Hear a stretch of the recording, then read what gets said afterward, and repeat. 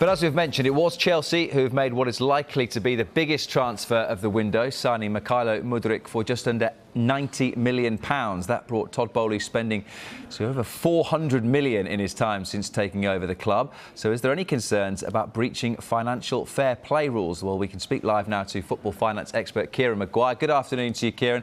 I did find myself thinking this yesterday as I watched Mudryk come out onto the pitch at Stamford Bridge. How are Chelsea squaring this incredible outlay since Todd Boehly took over? I think what Chelsea have decided to do is to spread the cost of the players by signing them on very long contracts. So by signing Mudryk on an 8.5-year contract, the way it's dealt with for accounting and FFP purposes is that you take that £88 million cost, you divide that over 8.5 years, and it works out as just over £10 million a year. And that appears to be the Chelsea strategy that we've employed in the last couple of windows. So that would be the same then with Benoit Badiashile, would it? Because he's a 7-year contract too. Absolutely. So it can work both ways for Chelsea. If the players really develop and are a huge success, it gives the club protection for when other potential clubs come in trying to poach those players, because they've still got many years remaining on the contract.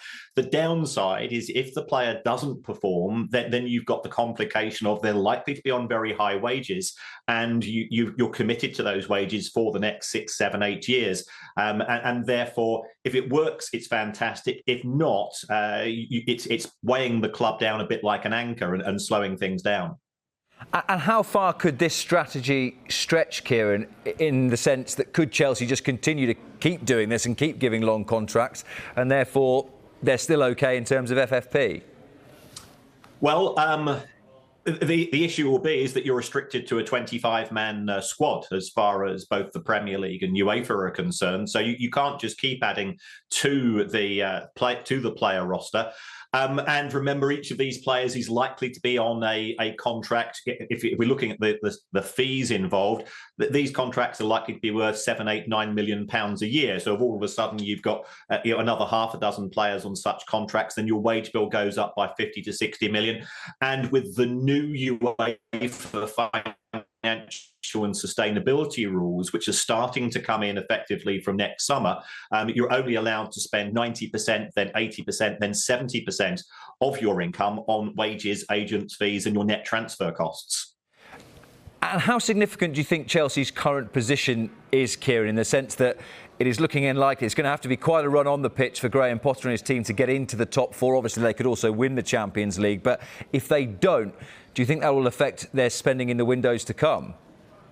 Yes, it would be restrictive. If we take a look at Chelsea when they won the Champions League in 2021, that generated around about 120 million euros in prize money. You'd normally expect to make £3 to £4 million for each home game that's taking place at Stamford Bridge as well. And there will be bonuses from sponsors. Now, if we then compare that to the Europa League, for every £1 you make in the Europa League, you're making around about 4.5 in the Champions League. So there is a significant knock-on effect if you don't qualify.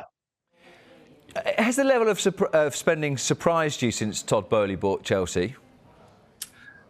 It has surprised to a certain extent, because given that Todd Boehly's background is that of a private equity, where the main aim traditionally is to hollow out the costs and to try to make a business more attractive to future owners, you would be surprised that it was committing itself to such a large commitment in terms of cash flow, in terms of both transfer spend and wages. So I think it has taken a lot of people by surprise.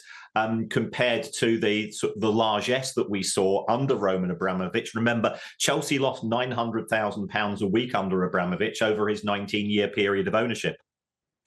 When you look at it as well, we've seen Liverpool's owners with the statement earlier this season saying we need more help in terms of getting new investors in, and how vital, I guess, you would see that as being if Liverpool are to maintain their position at the top table when we see the finance that is coming into clubs like Chelsea and City and Newcastle now. It is very challenging when you've got high net worth individuals or owners who have got a strategy of spending a lot of money. It effectively creates a bit of an arms race, and therefore Liverpool now have a difficult decision. Do they try to match the spending of the clubs such as Chelsea and potentially Manchester City and Newcastle as far as the transfer market, or do they continue with their existing strategy, which is very much a Moneyball based approach in trying to find value and trying to find players at younger ages? Both Liverpool and also, to be fair to Chelsea, that club have been very successful in selling players. And I think this is one of the areas also where Chelsea are protected from an FFP point of view, because their player sales over the course of the last decade have generated profits of over £650 million. The La Liga president, Javier Tebas, has spoken recently and said that the Premier League spending is unsustainable. But if there continue to be such big TV broadcast deals, particularly for the Premier League clubs, is he wrong?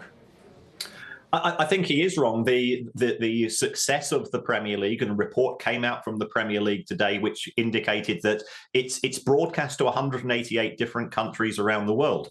It is effectively the European Super League in its own right. It generates twice as much money as La Liga, twice as much money in the Bundesliga, twice as much money as Serie A, and about 4 times as much as the French League.